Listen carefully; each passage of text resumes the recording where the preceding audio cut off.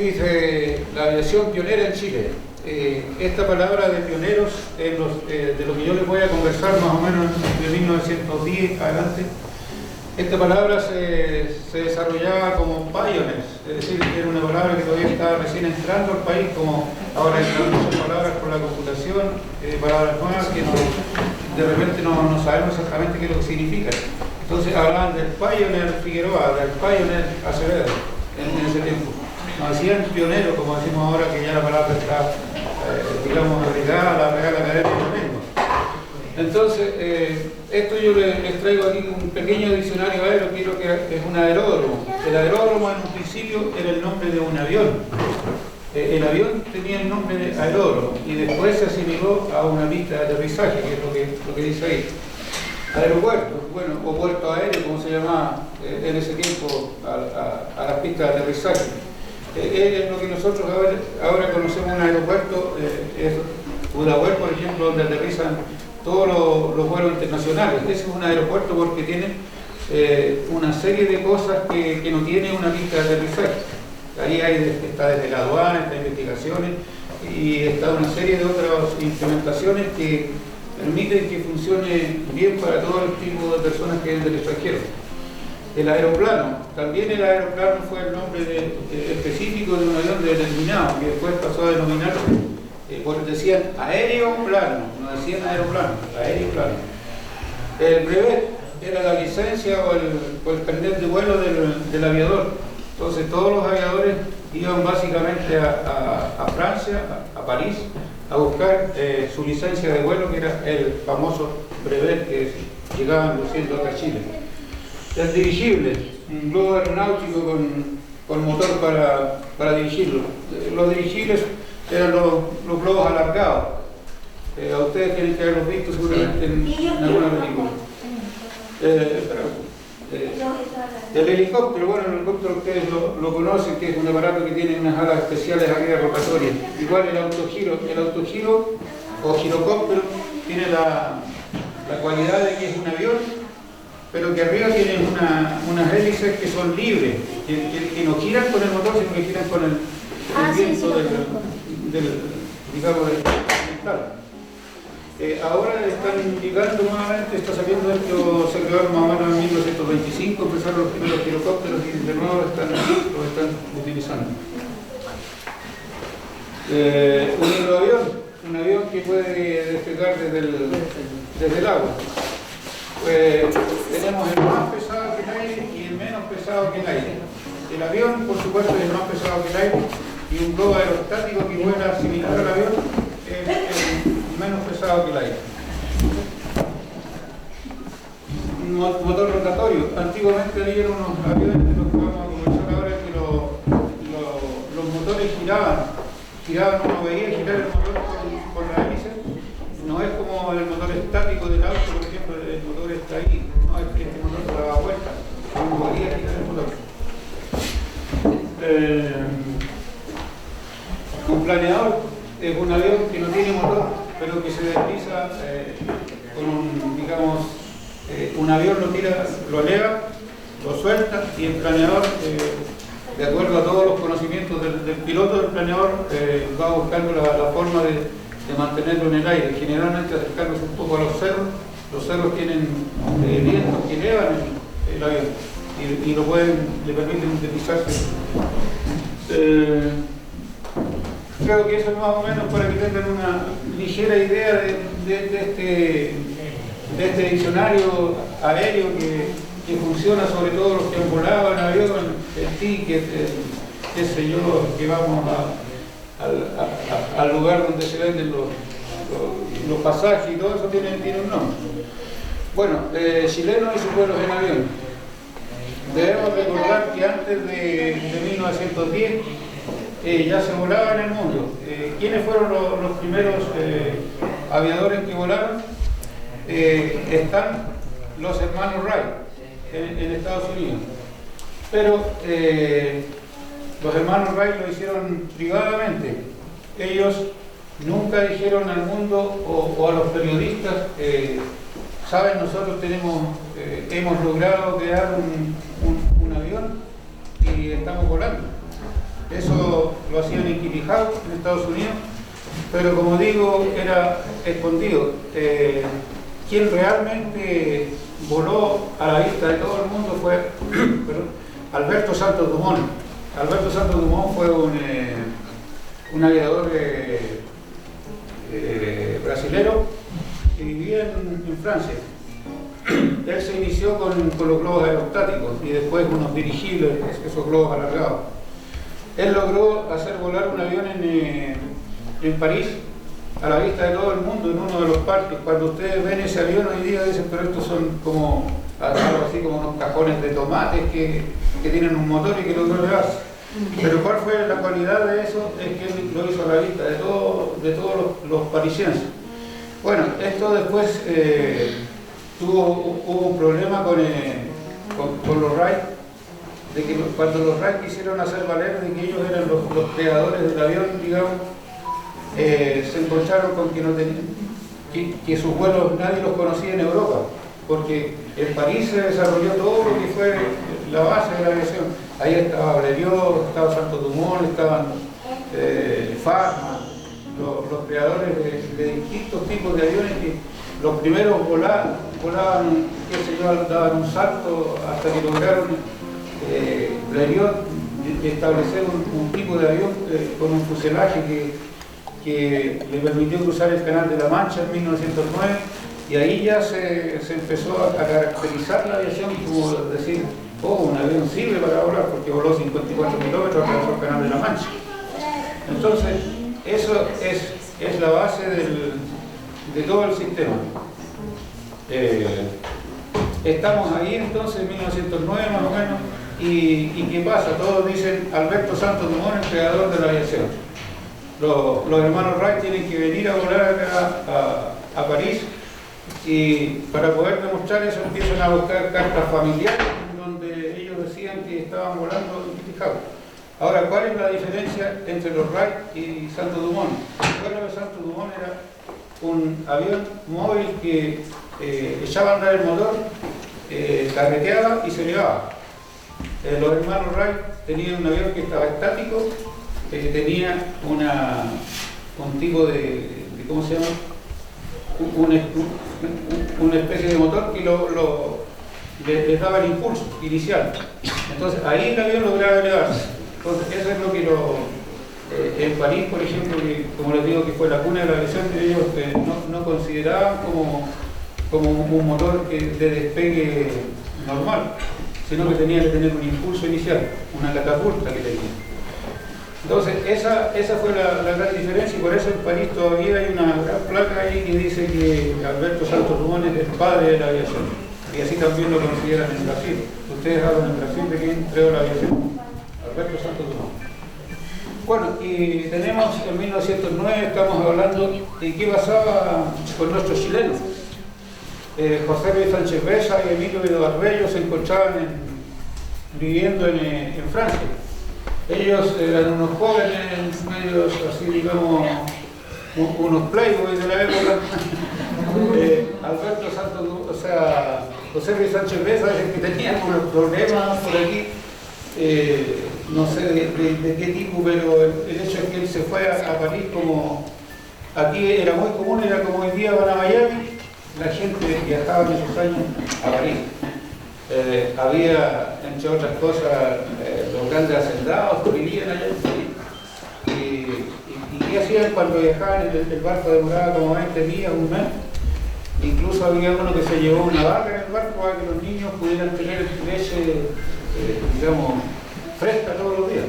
Leche de vaca. Así era la cosa. Bueno, José Luis Sánchez Besa, como digo, y Emilio Edward vivían ahí. Ellos adquirieron un avión Guasán. Un avión Guasán era muy limitado, era muy plano, similar al que voló acá en Chile por primera vez. Y ellos vuelan en Francia y Alemania en el año 1909. Pero aparte de eso, José Luis Sánchez Besa se hizo constructor de aviones en Francia y creó un tipo de aviones que después construyeron fueron los primeros aviones que se compraron para Chile, para la Escuela de Aeronáutica Militar. Primer vuelo de un avión en Chile, el 21 de agosto de 1910. Entonces, este es el avión Guasán que voló. ustedes ven que aquí no hay una hélice, la hélice iba aquí atrás. Entonces, este era un avión Boisson de 50 HP. ¿Cuánto es 50 HP? ¿Ustedes conocen las motos? ¿Quién tiene una moto? ¿Cuánto tiene HP en tu moto? No me acuerdo. Pero, ¿qué número le dan? Una 50. 200, 300, de 150, ¿cómo le dicen de 50? ¿De cuánto?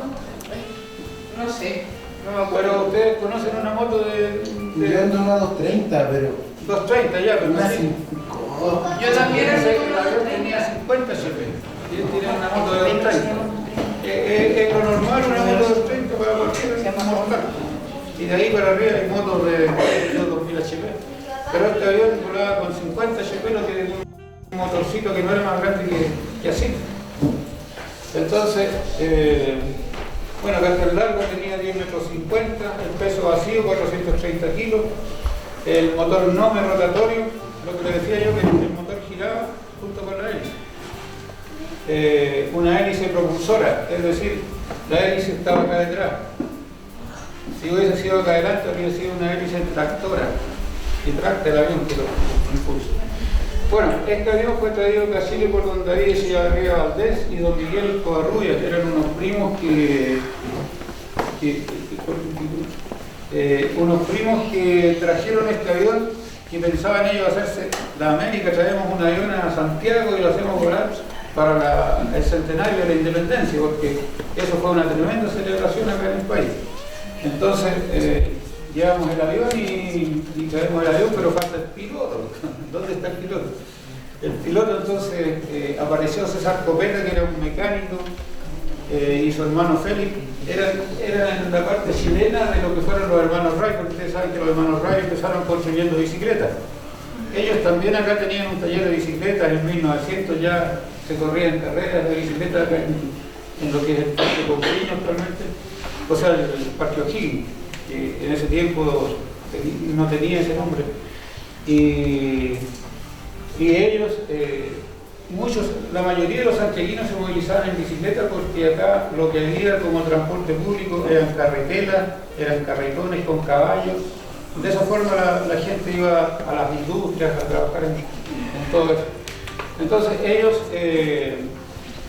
don César Copeta, según dicen que fue a Francia, pero no está probado que haya ido a Francia, sino que al parecer él aprendió a volar aquí, más o menos por lo que él sabía, echó a andar el motor y echó a correr el avión y salió.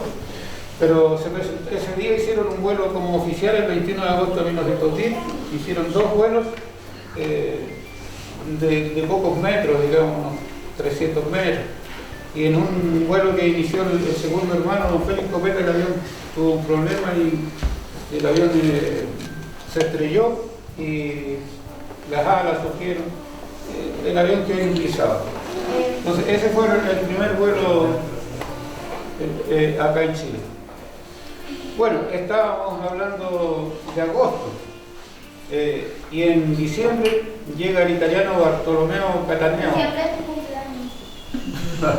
Bartolomeo Cattaneo o Bartolomeo Cattaneo, como lo llamaban en tiempo.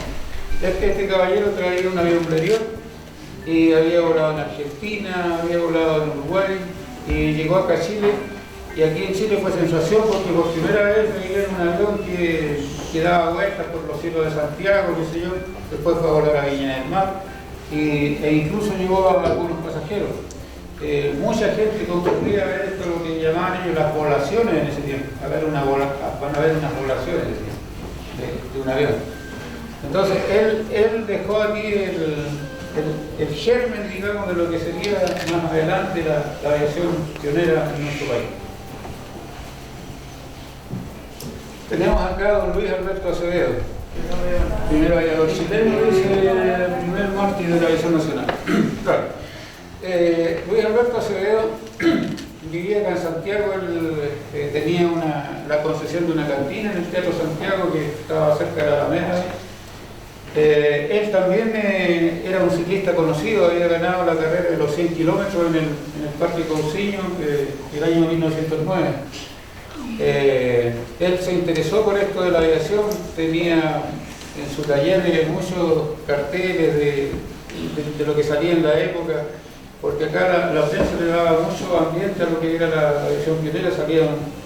Había revistas que llegaban de Europa, especialmente de España. La Ilustración Española, por ejemplo, traía mucha información sobre lo que era la aviación. Y él tenía de todo eso ahí en su taller. Y en un determinado momento dijo: me voy a estudiar aviación a Europa. Y logró juntar algunos pesos y con eso se fue a Europa.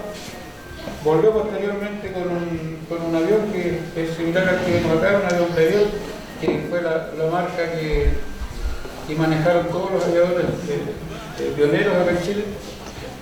Y él hace algunos vuelos acá y no le fue muy bien en realidad. Había un problema, yo creo, más que nada, si ustedes se fijan en la estatura de Acevedo. Los aviones generalmente estaban hechos, los franceses no son tipos muy grandes, eran una estatura mediana. Él en un momento se quiso llegar en el Parque Cauceño y los pies como que le impidieron maniobrar exactamente y el avión cayó. Así tuvo varios problemas, hizo una gira por el norte, le fue bastante bien en la parte económica, pero finalmente quiso hacer el gran vuelo Concepción-Santiago, y estaba en Concepción y se produjo la caída del avión sobre el río Biobío y fallece nuestro amigo Acevedo.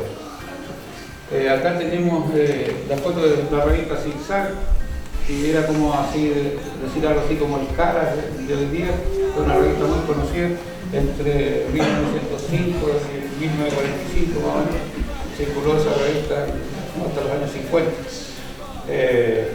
Todo lo importante salía en la revista Zigzag, y en algunas casas todavía se conservan muchos números de aquella revista. Acá hay algunas caricaturas de Acevedo que lamentablemente no sé si ustedes las recuerdan ahí, ¿no? Yo aquí no la veo muy bien, el problema de luz. Sí. Claro, entonces fallece Acevedo, ¿seguir?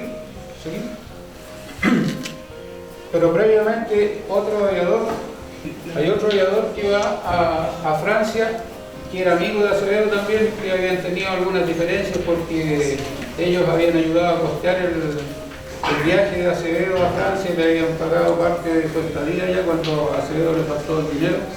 El Club Ciclista Cóndor envió dinero, y Acevedo y Figueroa con un primo fueron los que le dieron el apoyo. Entonces Clodomiro Figueroa dijo: yo voy a ir porque yo quiero ser aviador y yo a lo mejor voy a volar mejor que Acevedo. Él volvió y voló. A él se le considera como el gran pionero en Chile de la aviación civil, porque él voló a través de todo el país e incluso fue a volar a Perú, a Ecuador, y estuvo en Bolivia, pero no pudo volar por algunos problemas que ustedes más adelante sabrán bien cómo es el problema en Bolivia, que no nos mira muy bien a nosotros, y lo que quiere hacer un chileno allá de repente para sobresalir lo tienen hacia abajo. Bueno, don Clodomiro Figueroa Ponce vivió hasta el año 1958. ¿Alguien quiere posar con este gorro? Cuidado con los equipos, Este gorro era de don Clodomiro Figueroa Ponce. Así que tú te vas a sentir Clodomiro Figueroa por un minuto. Está bonito.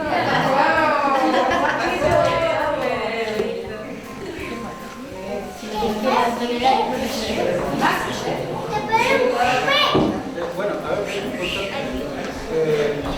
ese gorro lo he paseado por varias charlas. No, porque falleció en 58, pero yo oía hablar de él cuando yo era niño. Incluso de repente andaba en avión y yo decía: por ahí anda Don Cloro, me decía. Pero no era Don Cloro, era otro avión. Yo nací en el 49. Hace varios años.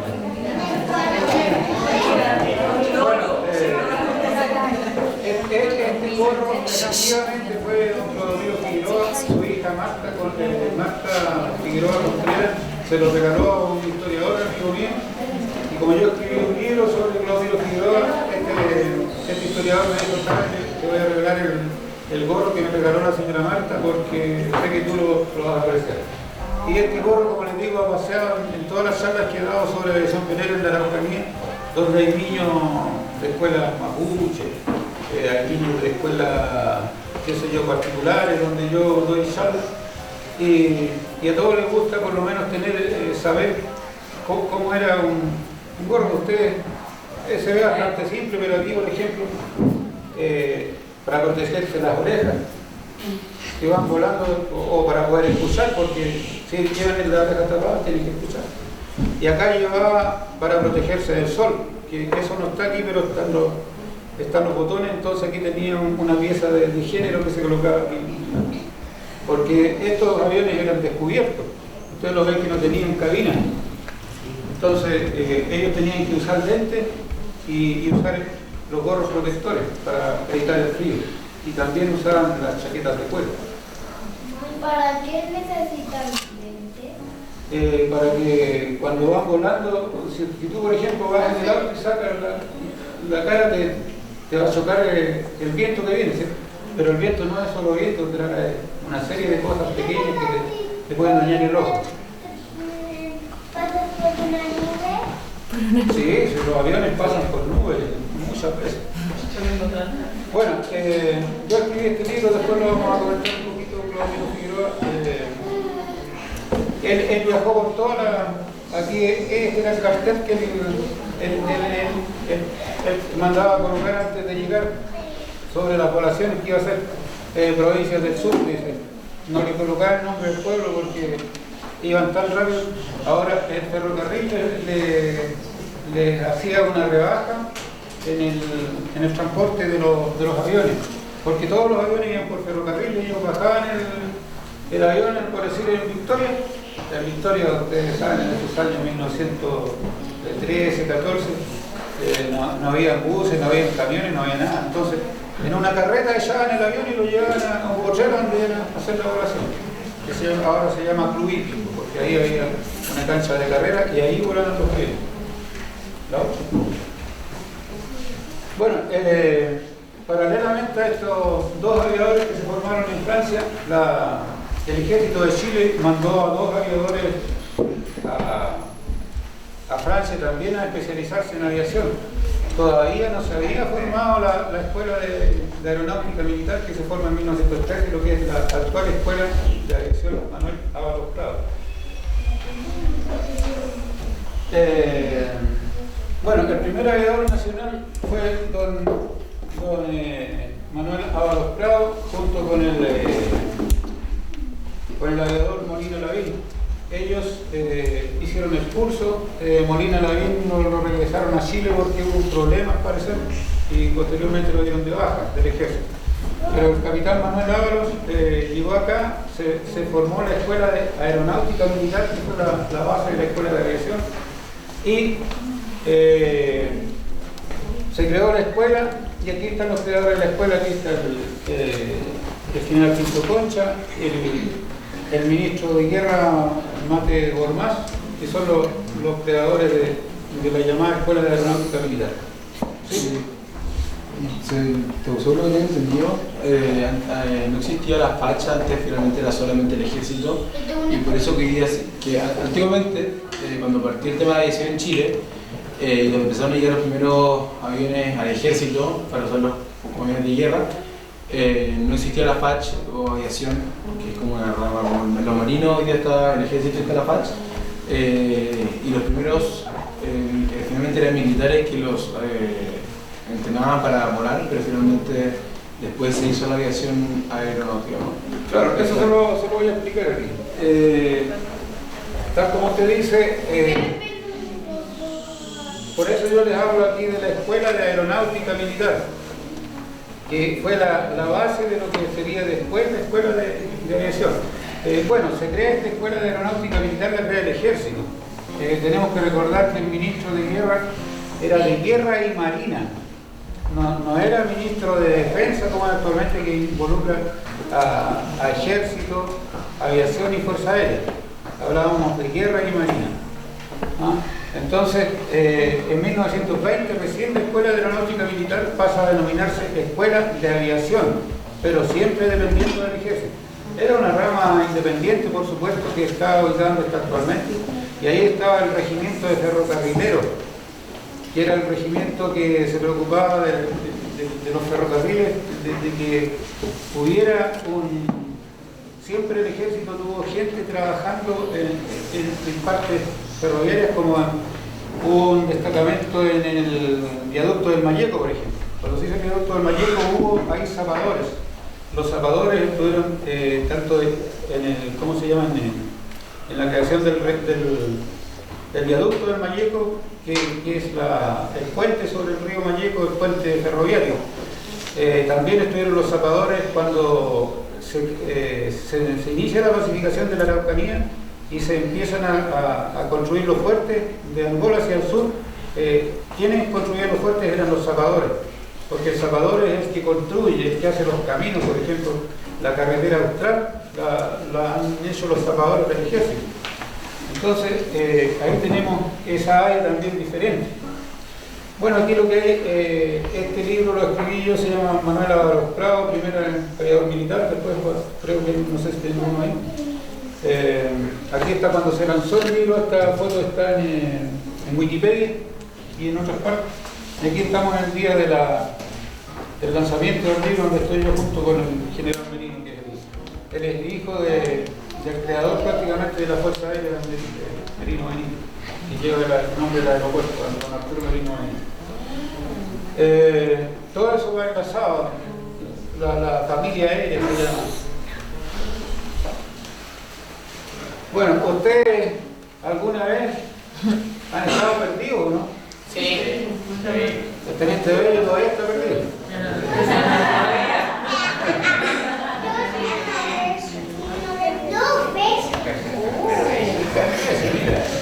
El teniente Alejandro Bello Silva. Bueno, este fue uno de los oficiales que fueron a Francia a aprender aviación. Él llegó de allá con su famoso brevet, que era, como les dije yo, el carnet de vuelo. Se presentó acá junto con sus demás compañeros, pero acá en Chile tenían que tener lo que se llamaba el brevet militar, o sea, lo que hoy llamamos piloto de guerra. El brevet de piloto de guerra. Entonces, acá tenían que hacer, para poder ser pilotos de guerra, como diríamos hoy día, tenían que hacer un triángulo en el avión. Este triángulo era la escuela, Ulitrín, que está cerca del hospital, Cartagena y la escuela. Los espejos se llamaban en tiempo. La escuela de aviación podía llamarse el bosque o los espejos. Así, por cualquiera de esos nombres se puede encontrar en la escuela de aviación en los inicios. Y en este triángulo todos los pilotos pasaban de algo rutinario, porque no era, si ustedes toman en cuenta la cantidad de kilómetros entre hospital y Cartagena, no es tanto. Bueno, el hecho es que ese día estaba malo el tiempo, hicieron tiempo ahí en Culitrín para poder hacer la parte más larga, que era entre Culitrín y Cartagena. Alguien vio al teniente Bello que iba volando a la altura de Melipilla y después nunca más se pudo ver. Lo buscaron la policía en ese tiempo, que no había carabineros, la policía, lo buscaron la gente de los fondos y nunca se pudo saber en qué parte cayó el avión. No se encontraron partes del avión, no se encontró nada. Hasta el momento no hay nada. La otra vez encontraron unas cosas antiguas, eran metálicas. Estos aviones eran básicamente los Sánchez Bell, que eran de tela y ¿cómo se llama? Y madera de balsa, que es una madera liviana. Entonces eso ha persistido en el tiempo, y decir estar más perdido que el teniente Bello, porque el teniente Bello nunca lo encontraron. Hace unos años se hizo un libro sobre esto. Se hizo una presentación en el Museo de Bellas Artes, se tiraron unos aviones ahí de papel. Yo todavía guardo los aviones, los tengo en la garra. Yo tengo un archivo aeronáutico y de otras materias. Por ejemplo, tengo diarios de la Guerra del Pacífico todavía, los tremendos diarios. Y en ese archivo tengo esos avioncitos. ¿Pasamos? Bueno, entre Chile y Argentina, ¿qué nos divide?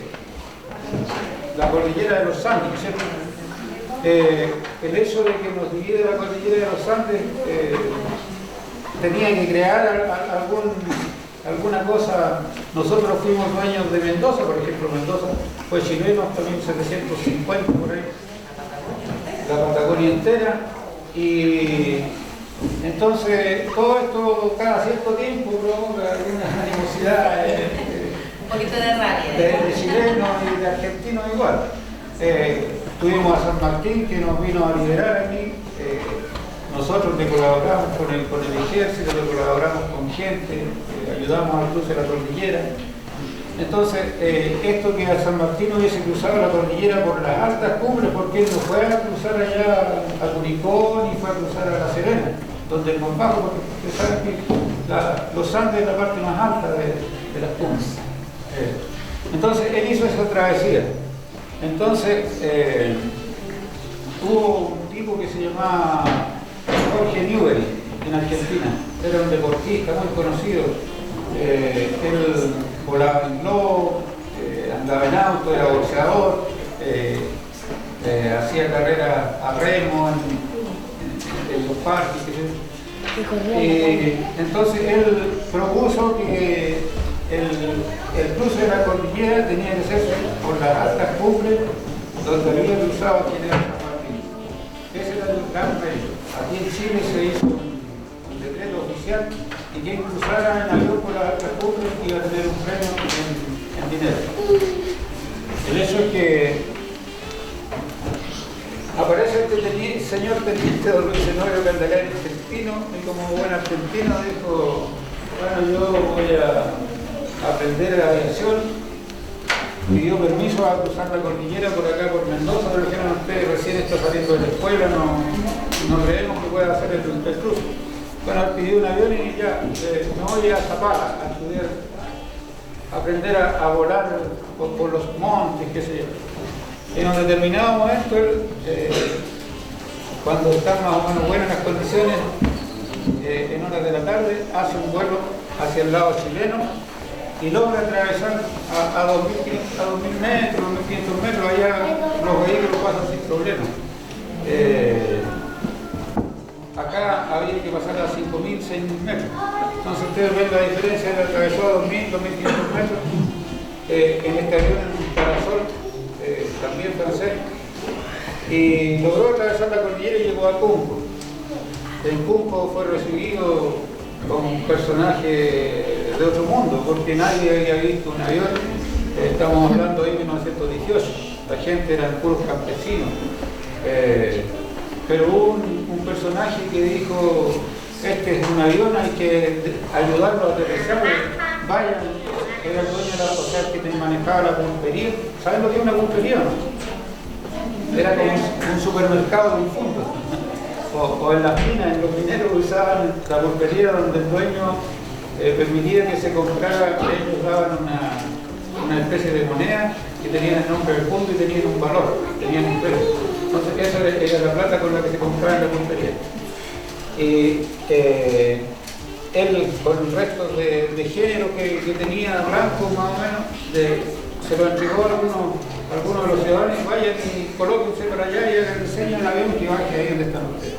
Bueno, el tipo aterrizó, pero en definitiva, como siempre, el problema de los aviadores era un canal. El avión se dio vuelta, quedó mirando para arriba y lo primero que preguntó: ¿dónde estoy? Porque él no tenía idea de dónde estaba. Él tenía un plano en general, pero no sabía dónde exactamente él iba a tener, porque se ponía, quería aterrizar en este mundo. Entonces dijeron: estamos en Cumco, en Chile. Ah, en Chile, ya, la cordillera. Bueno, eso generó algunos actos, digamos. Acá en parte yo tengo los diarios de la época en que se pregunta si el tipo era un espía. Que había venido en un avión a espiar a Chile. Después va a Santiago, allá lo recibe, después la aviación, hacen una ceremonia, qué sé yo, lo invitan, lo homenajean. Pero no era lo que se quería, porque aquí en Chile ya se estaba preparando, es como decir ahora, el astronauta de la época. El gran astronauta era un tipo bajito, y todo lo opuesto a lo que fue Acevedo, como le decía yo, que fue un tremendo tipo que a lo mejor tuvo problemas con los pedales cuando quería aterrizar.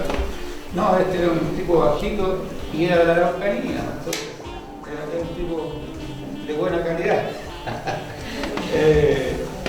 Dagoberto Godoy, si pasamos. Dagoberto Godoy, este jovencito que tenía algo de 23 años, le habían pasado los mejores aviones para poder que practicara el vuelo y se llevara a 4.000, 5.000 metros, hacían una especie de prueba. Estamos hablando de 1918, es el fin de la Primera Guerra Mundial. ¿Y qué tiene que ver Chile con la Primera Guerra Mundial? Chile no es una guerra, ¿no es cierto? Cierto. Pero Chile no peleó, pero los barcos chilenos pelearon en la guerra, porque los estaban construyendo en Inglaterra. Entonces Inglaterra dijo: estos barcos no se los puedo mandar para allá porque los vamos a ocupar para la guerra. Entonces Chile pidió una recompensa después por el uso de esos barcos, que fue el Almirante Latorre, fue el barco más grande de Sudamérica en su tiempo, y otros barcos más pequeños. Entonces, a fines de 1918 teníamos allá un ministro, o sea, en ese tiempo le llamaban ministro, pero hoy sería el embajador, de apellido Edwards. Este caballero empezó a decir: ya, pues tienen que compensarnos por los barcos que nosotros les pasamos. Entonces, ¿qué hicieron? Mandaron como 50 aviones que se dieron tanto a la Armada como al Ejército, y entre esos venían estos avioncitos que están por ahí, no sé si puse la definición. Bueno, en uno de estos aviones, luego de volar como 15 días solamente, de Dagoberto Godoy logra hacer el cruce en la cordillera y llega a Mendoza. Esto es lo que se define como el vuelo por las altas cumbres, y ese es el mérito mundial que tiene la travesía de Dagoberto Godoy. Él posteriormente, luego de muchos años, se le dio el título de general de brigada de la Fuerza Aérea de Chile, y él también falleció en los años 50, si mal no recuerdo. Bueno, esa es la importancia. Cuando llegó acá, ahí lo pasearon como un héroe por la Alameda, hubo muchos actos. Acá, si hubiésemos tenido una buena visión, se habría visto cómo está el cruce, digamos, cómo se realizó. Y así quedó el avión, porque también él chocó por un cerco, digamos, y quedó todo destruido la parte del avión, pero él aterrizó cerca de Mendoza. También perdió no sabía exactamente dónde estaba ubicado Tamarindo, que era la pista aérea del ejército argentino, y aterrizó en un lugar que se llamaba Lagunitas. Ahí hay ahora un recuerdo de él, pero ese recuerdo ha estado un poco borroso. ¿Sigamos? Bueno, estamos en la segunda parte. Hemos avanzado en la aviación. Los años 30 tenemos la creación de la Fuerza Aérea de Chile. Hay que conquistar algunas rutas aéreas que Chile no las tenía, digamos, dentro de su ruta de aviones. Y por eso es que nuestro amigo, el entonces capitán Parragué, crea lo que se llama el vuelo La Serena a Isla de Pascua, que tiene lugar en el avión Mantara el 19 y 20 de enero de 1951. Este es un avión Catalina norteamericano que se usó mucho en la Segunda Guerra Mundial y que se trajo a Chile para poder hacer patrullajes aéreos. Un avión que tenía muy buena muy buen, digamos, ¿Voluntad? no tenía voluntad. Se podía desplazar muy fácilmente por unas rutas muy largas sin reabastecerse de combustible. Bueno, este vuelo fue programado con un total de 9 tripulantes. El más conocido de todos era el capitán Parragué, porque él es el que había tratado de hacer este vuelo, de hacer otros vuelos también, de conquistar para Chile las rutas aéreas, porque ustedes saben que, por ejemplo, la ruta que hizo Roberto Godoy al venir ¿cómo se llama? De Mendoza a Chile, o sea, de Chile a Mendoza, perdón, fue una conquista especial, porque abrió la ruta internacional entre Chile y Argentina. Después otro piloto chileno hizo la ruta Chile-Argentina y regreso desde Mendoza hasta Chile. Entonces, así se fueron haciendo las rutas nacionales por distintos vuelos. Y este vuelo fue importante porque ustedes saben que la isla de Pascua está a 3.200 kilómetros aproximadamente de Chile, lo que es una distancia bastante considerable. Bueno, afortunadamente este vuelo se realizó, iba entre ellos un teniente que podía ver el vuelo a través de las estrellas. Aquí estoy en una foto con él que lo tomamos años atrás. Él ya falleció, ya no queda tripulante vivo de este avión. Él fue el último tripulante del Manungar. Y este avión pasó a la historia. En este momento lo pueden ver ustedes en el Museo Nacional Aeronáutico y del Espacio. ¿Alguno ha ido al museo de aquí? No, pero yo quiero ir. ¿Ha visto el avión? El Manungar. El Manungar es lo más grande que está ahí a la entrada, a mano derecha. ¿Pasamos? Aquí yo estoy un poco terminando la referencia de los vuelos de los pioneros, pero sé que, como decíamos, el primero que hace algo, y en este caso tenemos otros pioneros que también fueron importantes, a pesar que ya estábamos en los años 60 o en los años 80. Don Alejo Williamson, que es el personaje que está acá, que está conmigo ahí, o yo estoy con él. ¿Usted está ahí? Ese soy yo. En ese tiempo usaba corbata. Don Alejo Williamson, él jugaba en planeadores. Era del club de planeadores de acá de Santiago. Entonces, era un día, 12 de diciembre de 1964, dijo: yo quiero hacer el vuelo que hizo Roberto Godoy, porque ustedes saben que el vuelo de Godoy fue el 12 de diciembre. Entonces, él tomó uno de los planeadores, lo elevaron y puso rumbo a Mendoza. Y llegó a Mendoza. Cuando llegó allá le preguntaron: ¿ustedes de dónde vienen? Yo vengo de Chile. ¿Pero cómo van a venir de Chile? ¿Lo traerían de Tigo o algún avión? No, vengo en el planeador.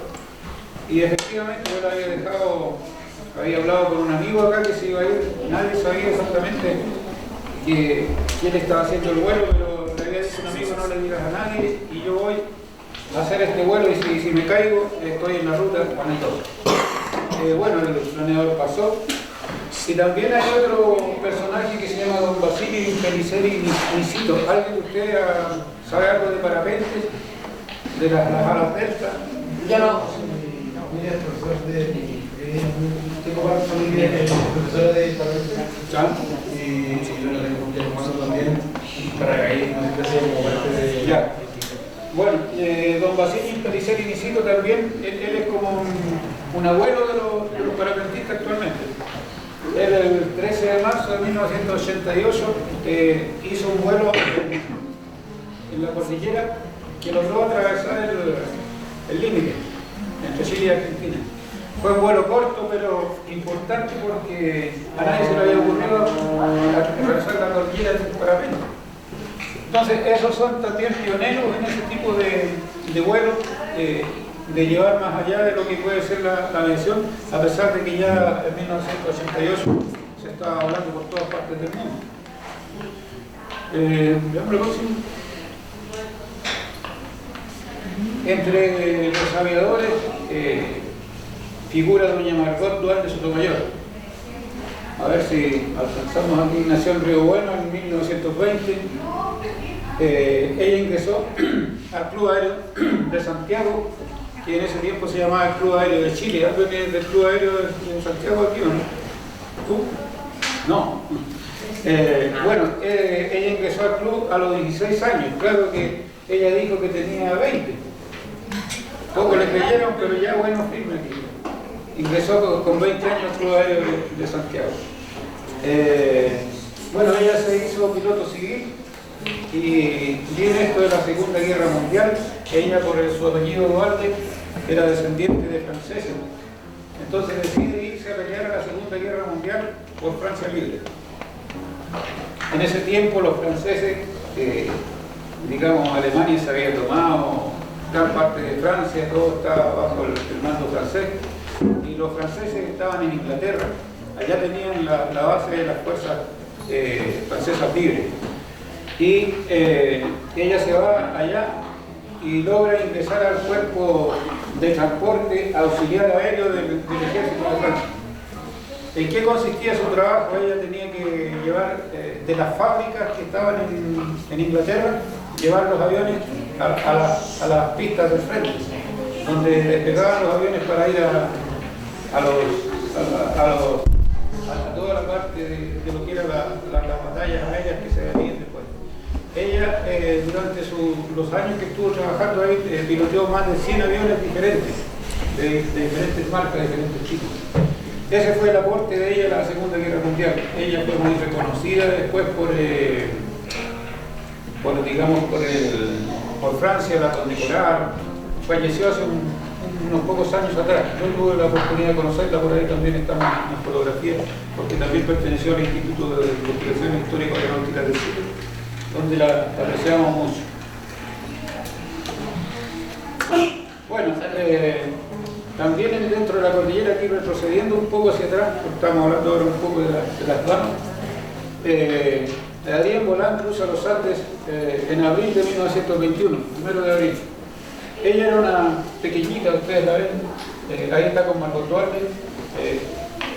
Usó de avión un Caudrón F5, que era un avión también pequeñito, y ella pasa en 1921 cuando todavía los argentinos no lograban atravesar.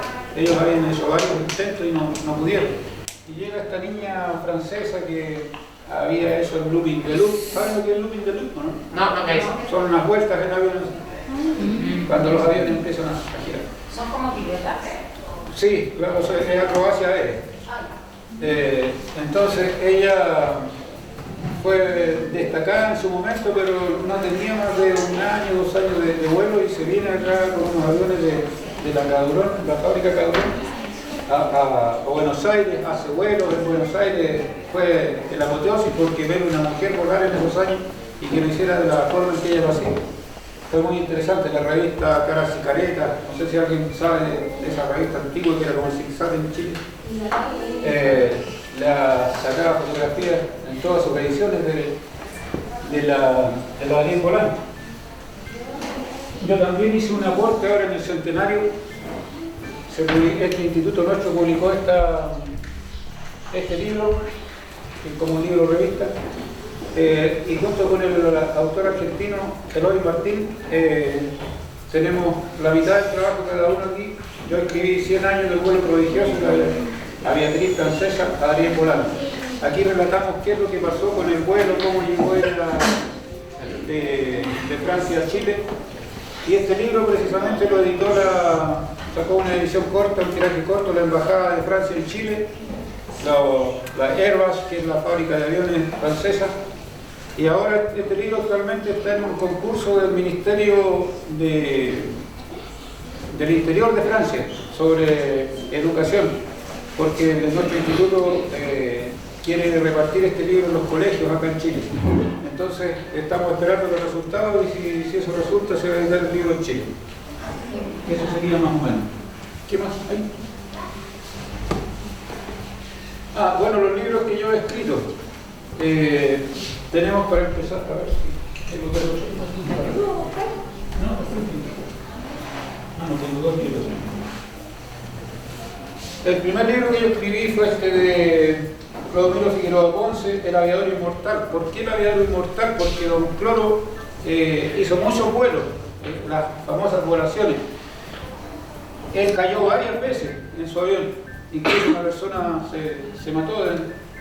Era una acróbata, un alemán que hacía acrobacia en las alas de los aviones, iba en su avión y justo el avión dio una vuelta y cayó el acróbata, pero don Cloro siguió existiendo. Como les digo, don Cloro fue el gran, digamos, la persona que recorrió el país, que llevó la aviación a todas partes.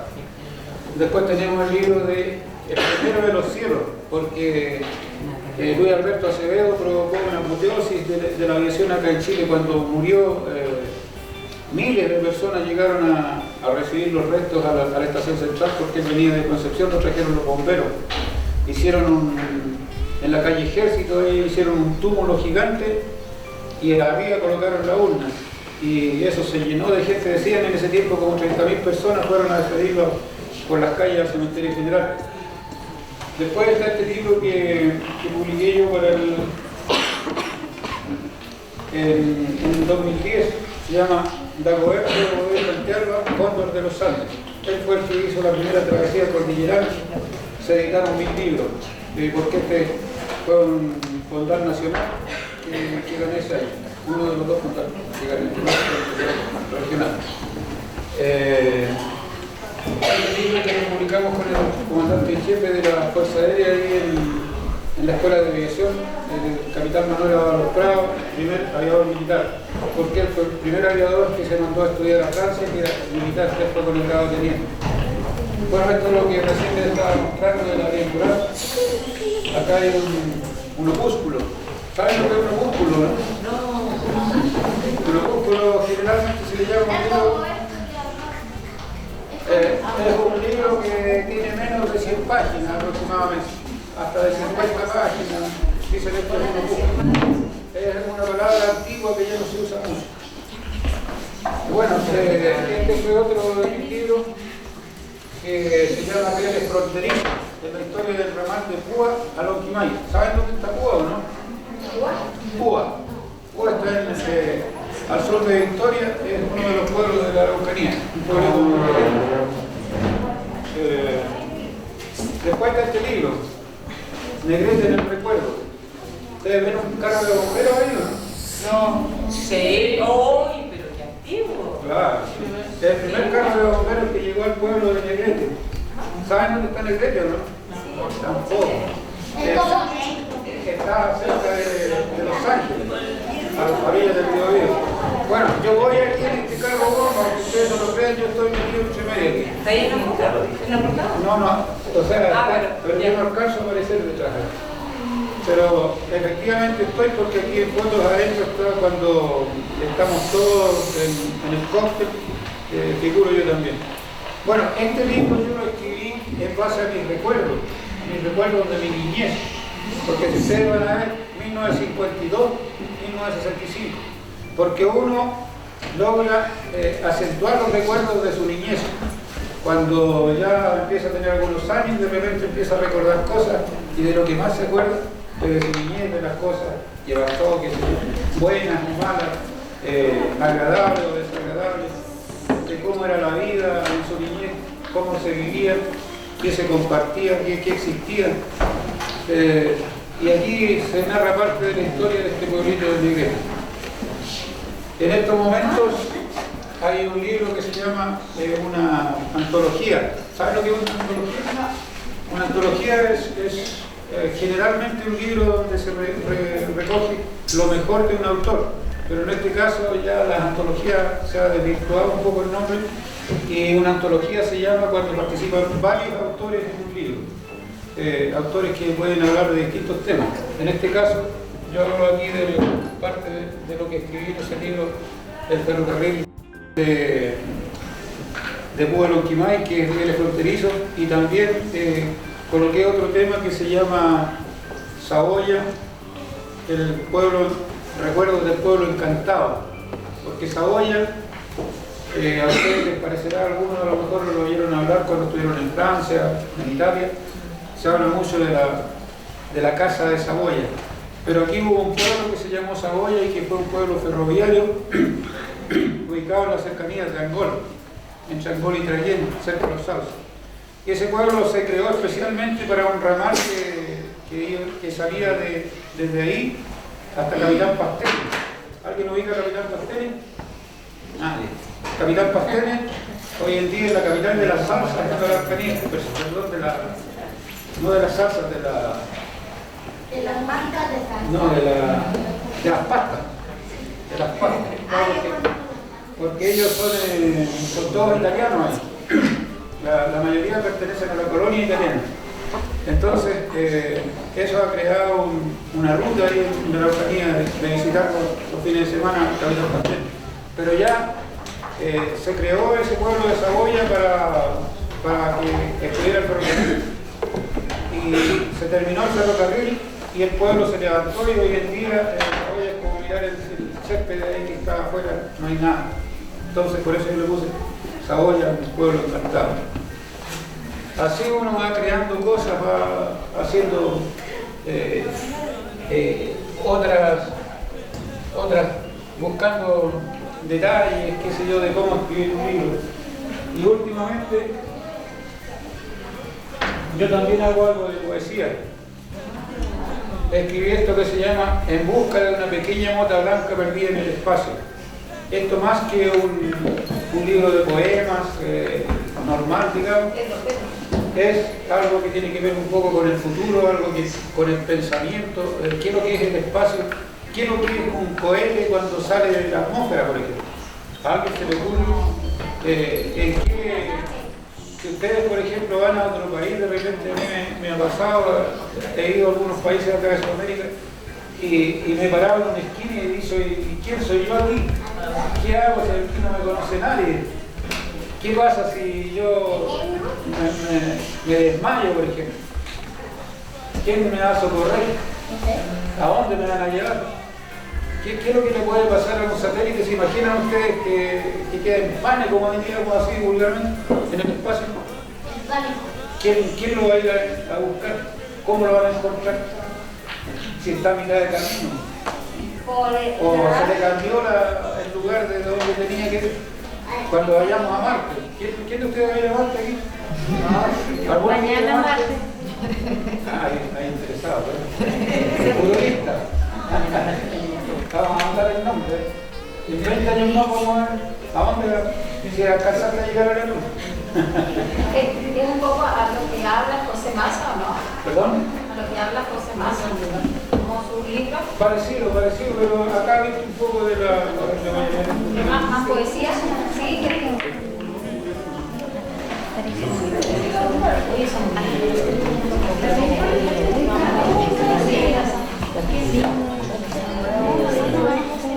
Yo aquí más que nada hago algunos razonamientos que al final en todos estos textos hablan de lo que es un viaje en busca de salvar esa mota blanca que está perdida en el espacio.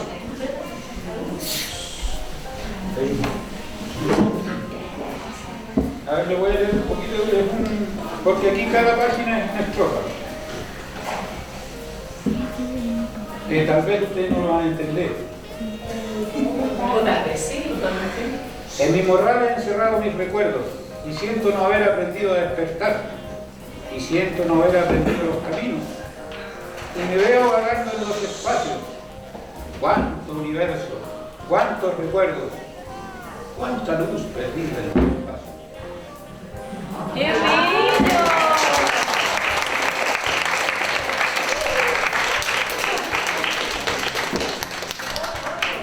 Otro,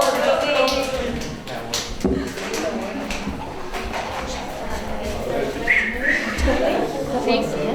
¿qué te parece? Bien. Todavía no logro comprender cómo he de llegar al fin del universo. ¿Lo haré montado en una rueda? ¿Lo haré montado en cintas negras? ¿Haré una capa en un naranjo? ¿O simplemente iré corriendo montado en un deseo? He de llegar, eso sí, es lo que quiero. ¡Qué lindo!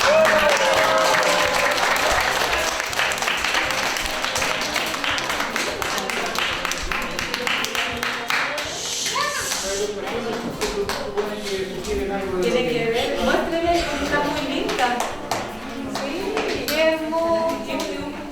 ver, dice aquí, ya estoy aquí, he llegado desde lejos, ya estoy aquí. ¿Para qué? No recuerdo. ¿Acaso será para henchir mis deseos? ¡Qué senil! Ni siquiera hay un beso prendido en el viento. Eso trata de interpretar ese dibujo.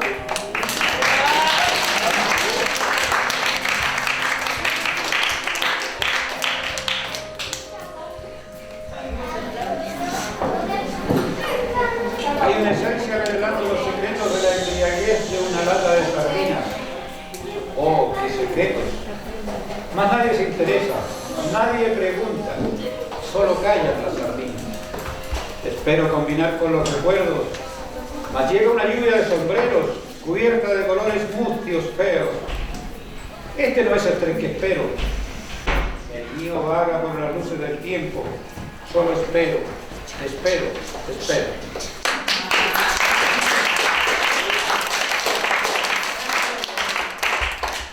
Bueno, mi hija quería que les conversara un poquito cómo hacer un libro así. Ustedes han visto aquí que yo... bueno, esta es mi página. Ustedes ven que... ¿Qué es lo que dice aquí? Chile Crónica. Chile Crónica SL y van a ver más de 400 artículos escritos por mí. Están en la red. Y que hablan de diferentes temas, hay de ferrocarril, hay aviación, hay crónica,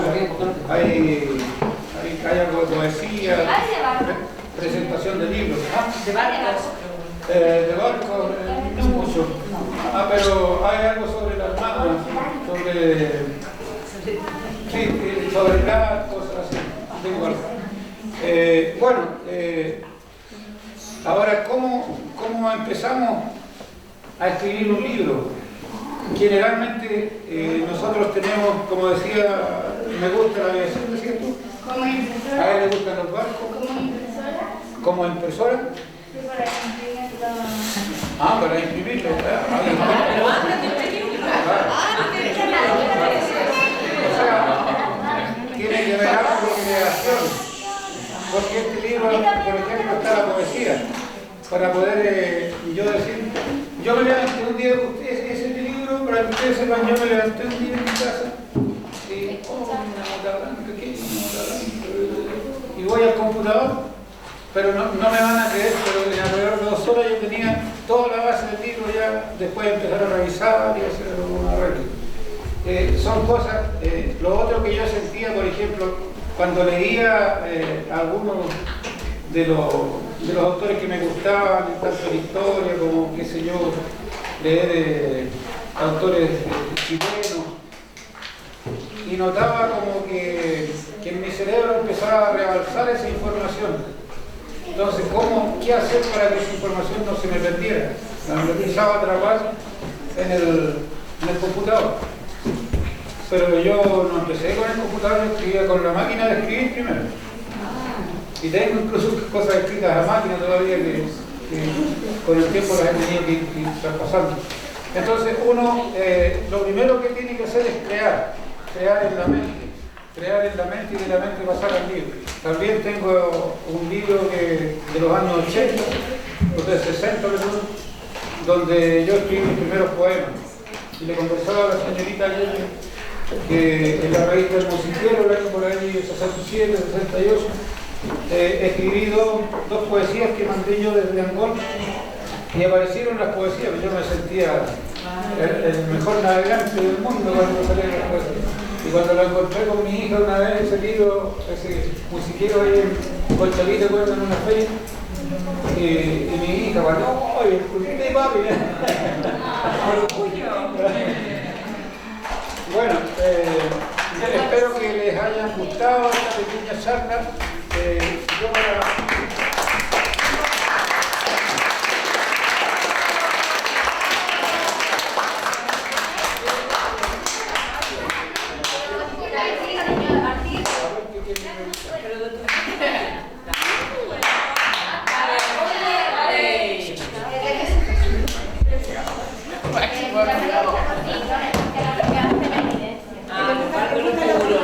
Lo de ahora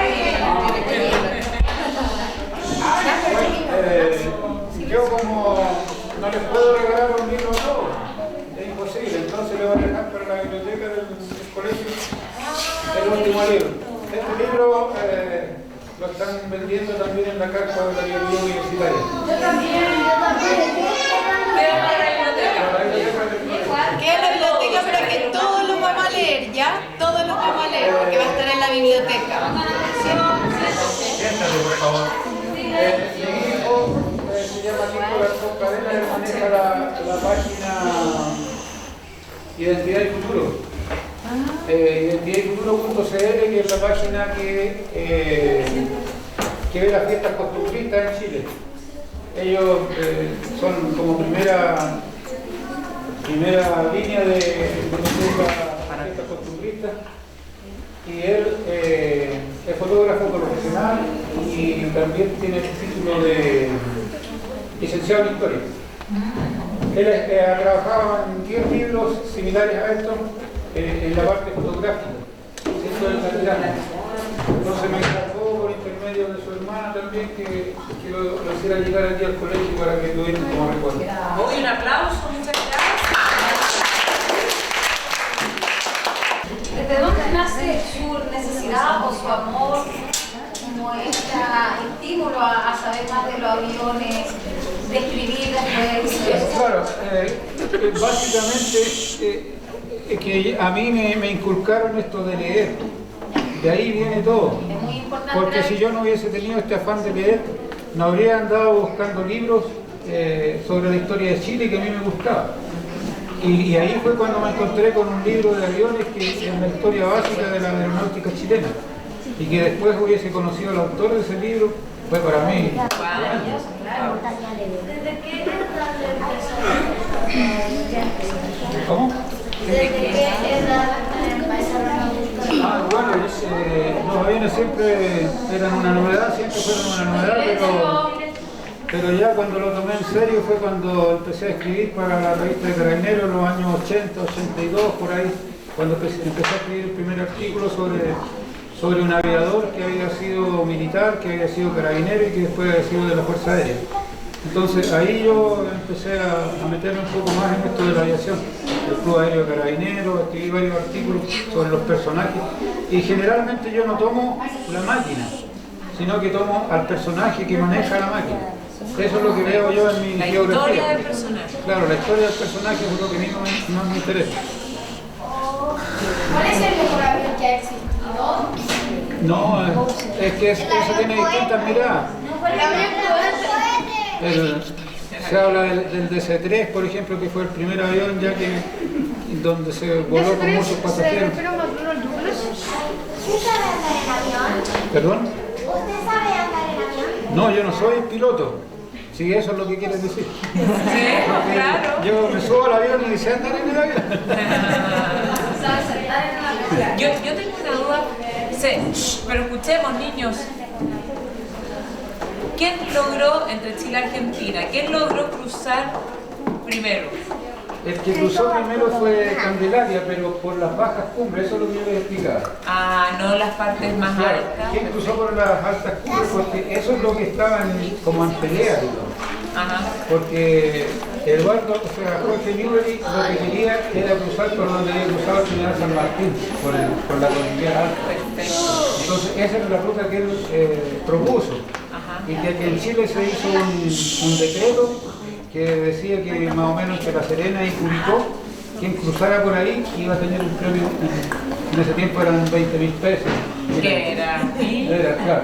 Y después, cuando Godoy atravesó, ya lo subieron como a 50.000. Pero Chile fue primero. Chile fue primero. Y dos veces. Hubo otro aviador chileno que fue y logró volver. Doble cruz. Entonces eso es lo que nosotros, el grupo de investigación histórica aeronáutica, siempre lo hace. trata de difundir la historia aeronáutica. A ver, pero escuchemos todos.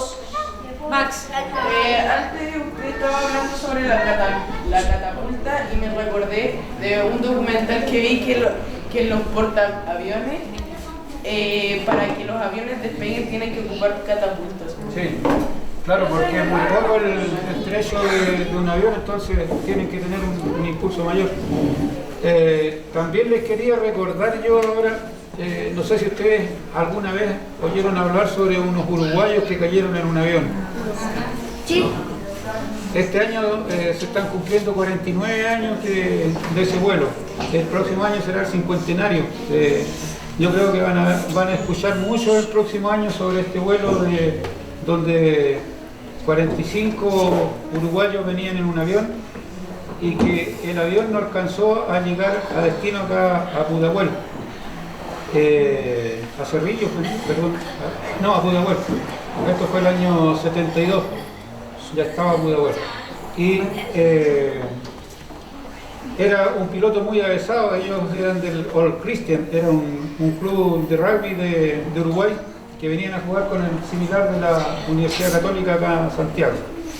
Entonces, a ver.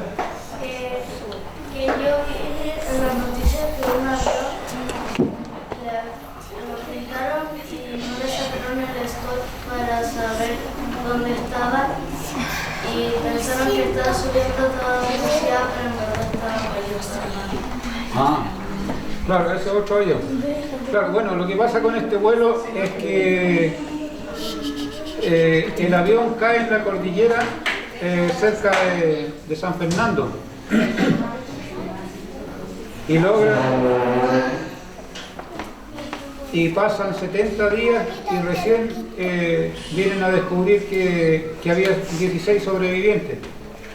Y todo eso generó una serie de libros. Aquí en Chile se escribieron como 8 o 10 libros. Películas también. Se hizo una película, se escribió el libro Viven. de Pierre Paul Reed.